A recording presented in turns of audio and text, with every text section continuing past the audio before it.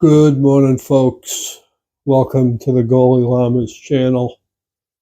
Today it is a chilly 53 degrees in the morning on the Space Coast here in Central Florida. And so I'm gonna bring you through a little demo of how I use my Pecron E2000LFP and EB3000 expansion battery for an alternative heating source. When I woke up this morning, the internal temperature of the house was 63. And for those of you in New England, it might not seem that cold, but down here in Florida, it is. And I've got slippers on, long pants, an LL Bean shirt, and so I need to prep for this cold weather. What I've done is I hook up this Vornado space heater in my office, and I close the door, and I heat only this room. I've got the heater set at 74 degrees, and right now it's pulling about 336 watts on the low setting on the heater. If I turn that up to high, well, it reached temperature. So let me crank that up a bit. There it goes. If I turn that up to high, it'll draw 1382 watts and drop the hours left to 1.4. If I drop this back to low, I'll drop it back to about 620. But when it hits the temperature that I want, which is 73, the power usage drops right down, and it'll go down to about 3 something. I started the battery at 100% at 5 o'clock this morning. Yep, a.m. Eastern Standard Time. And I've used it until now, and it's at 45%. Florida Light and Power, or Power and Light, has off-peak hours between 10 a.m. and 6 p.m. So what I'm going to do is I'm going to shut this down at 10 o'clock, which is in a few minutes. I'm going to turn the heat on in the house. I know, New Englanders, I've gotten soft. But you know what? I've experienced conditions where there is no heat and no resources for me to turn any heat on. So as long as I live and I have resources, I'm not going to simulate homelessness again. It's just not going to happen. So at 10 o'clock, I'm going to shut this down. I'm going to turn the house heat on. And then tomorrow morning, I can do a quick analysis with Florida Power and Light. On my PC, it shows me the daily usage, the hourly usage, and I'll see how much it costs me to run the heat during the day and bring the temperature up to about 72 in the house. So I'll tack on to this video at that point in time. Yesterday, I did this same thing, and I ran this battery down to about 30%. And then I charged it off a wall outlet using one of the power bricks,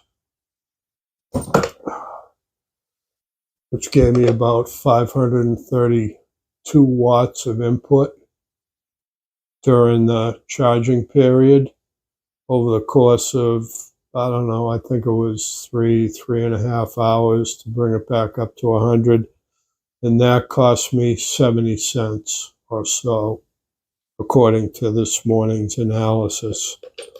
So, being a cheap and frugal guy, this is my experiment in alternative uses for my generators and saving money overall. So tomorrow morning I'll tack on my report with the power used, and we will see you then. Okay, so here's the brief cost analysis from my little experiment yesterday using the Pecron power system to heat my office and avoid turning on the heater for the house. I did it last year too. So what I do is I log into my Florida Power Light account and I track my energy usage, and I can go monthly, daily, hourly. For this purpose, I'm going to do hourly. So last night I did not use heat at all, and during these hours I'm sleeping. I get up around 4:30 a.m. Eastern Standard Time, and I turn on a light and the coffee machine kicks on, and it's 48 degrees yesterday morning, which down here in Florida is friggin' cold. People are wearing hats and sweaters and mittens. Not me, but some Floridians. Even though I'm a year-rounder, I'm not fully acclimated. Then at 6 a.m., my work stuff is all turned on, a couple computers, a couple video screens, and my power consumption goes up to 5. The temperature's up to 57 already, but tomorrow's not going to get. Yesterday wasn't that hot during the day. In fact, it was cool most of the day. So all during this time, when I got up around 4:30, I turned on the heater in the office where it was around 63, as I said in my previous video. And so the house electricity wasn't getting used at all during these times, except for a light and my computer equipment for work. Then at 10 a.m., I turned on the house heat to 73. At that time, it was at 67 internal temperature, which matched the outside temperature. This is the outside temperature, by the way. And it took that hour and a little more past the 12 o'clock hour to reach the thermostat temperature of 73 and heat up the whole house. And by whole house, I'm talking about an 824 square foot bungalow, conveniently located near the Atlantic Ocean and the Indian River. So then, as you'd expect, I kept the heat on during the day, and things go up. Time to time, they go back down because I don't use a lot of electricity. At 6 p.m., the heat kicked back up a little bit again because the outside temperature had dropped back to 64 from pretty much a high of 67. And then I ran the heat in the house for the rest of the night until this morning. And then around 10 p.m., I plugged in the power brick for my Pecron system to recharge it back up to 100% after having used it for the better part of a day. And at that time, the outside temperature was 57. By 11, I was sleeping. and the power brick was doing its thing along with the house heat. And the power brick ran for probably 5 hours, close to 5 hours. It said 4.8 when I went to bed and plugged it in. So if we calculated this, it probably caught 19 cents, and that includes the heater, plus 7, 26, 13, 39 cents. Knock around, I don't know, a nickel off for the heating, and be give an upper estimate of between 60 and 70 cents to run the power brick to recharge up the battery bank. All good. So considerable savings, and I get to use my equipment. Also, as a friendly reminder, don't forget to tune into the Goalie Llamas channel. There's all kinds of videos,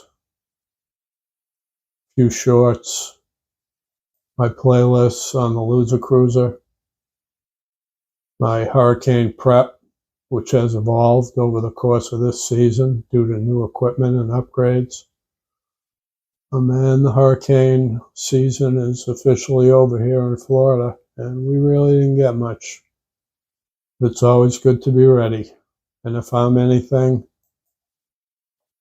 it's ready. So now, off to the summary. All right, folks. I appreciate you tuning in for this little cost analysis sort of video. But my Pecron power stations are not just used for emergency prep. They're not just used for camping, although those are my great uses for them. I also use them to cut my heating bill during the relatively cool months. I can't say cold. It very rarely gets cold around here. But for me, who's getting acclimated down here in Florida, it's kind of chilly sometimes. So rather than use the house heat, which as you could see by the previous analysis piece of this video, it saves me money to use the battery. I also save electricity in other ways using this thing. Sometimes I run my living room TV and my cable and some of the lights and things like that off the battery bank, and it gives me an opportunity to charge it down, which is good for the battery, and just get a lot more use out of it for the money I put into it. The Pecron products have been great. This little Vornado heater is a nice addition for my office. It's an energy gobbler, but I can quickly recharge the Pecron. In emergencies, I can use my Champion propane 2500 watt inverter to charge the batteries. And on sunny days, of which there's many down here in Florida, I can use my solar panels, which is my most frequent way of charging the battery banks. So, if you like this video or found it at all interesting or useful, hit that like button, hit the subscribe button, and enjoy the rest of your day. I'm going to get back to work here and keep on making some money for a few more months anyway. And geez, I don't know what else to say. I'm kind of at a loss for words. Be nice to each other. Try kindness. That's kind of a thing that works. All right. Peace.